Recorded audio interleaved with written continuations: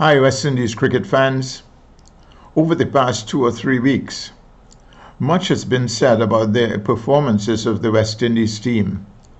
Now, this is not an easy situation to deal with, simply because of the fact we must remember that all of these players are living in various countries across the region. There is criticism, I admit, and this is what the game is all about. But at the same time, this is also an opportunity for improving the quality of whatever is going wrong in West Indies cricket. It's not about which country you come from and who you like and who you don't like. No, it's not that. All those players are talented, otherwise they would not have been there. The thing about it is, with the number of types of game that's played today, these players are not adjusting well to those games. And that's where the problem is. Could anybody tell me a player as young as Hetmyer, who is not a good player, is an excellent player? What about Pooran? The same type of thing. But would we have the same problem? These guys are with anxieties. They're playing their strokes even before the ball is bowled. When it goes for them, it looks good. I looked at Hetmyer a few days ago, and he was striking this ball as sweet as ever. Most of them went for 6. I've not seen the adjustments, but he did well enough to get into the 50s. Pooran's having the same type of problem. I thought for a moment, some months ago, that he had adjusted to it, because I saw him in an ODI game, and he played magnificently well. He played every ball in his merit. He got 100 out of it.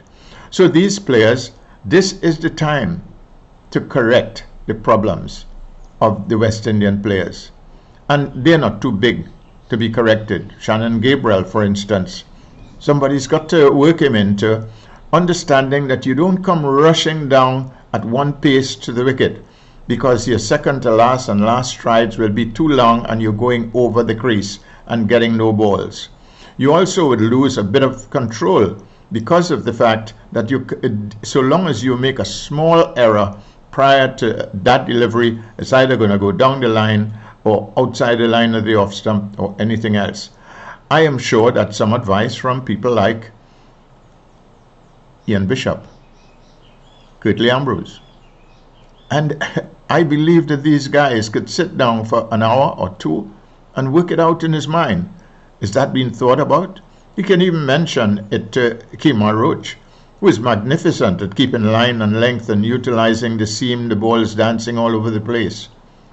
We need to deal with correcting faults. It's not he must do better. That's not what it is.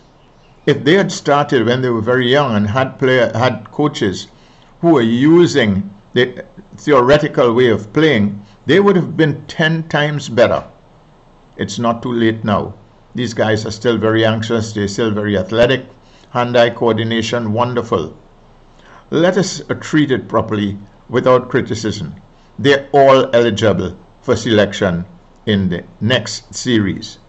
What is going to happen? The amount they put into practice, the amount of improvement they do in the practice net, so for one reason or another, and then the attitude to be winners of Test cricket. It is not a very easy thing. Nobody said it was. That's why so few of you get selected.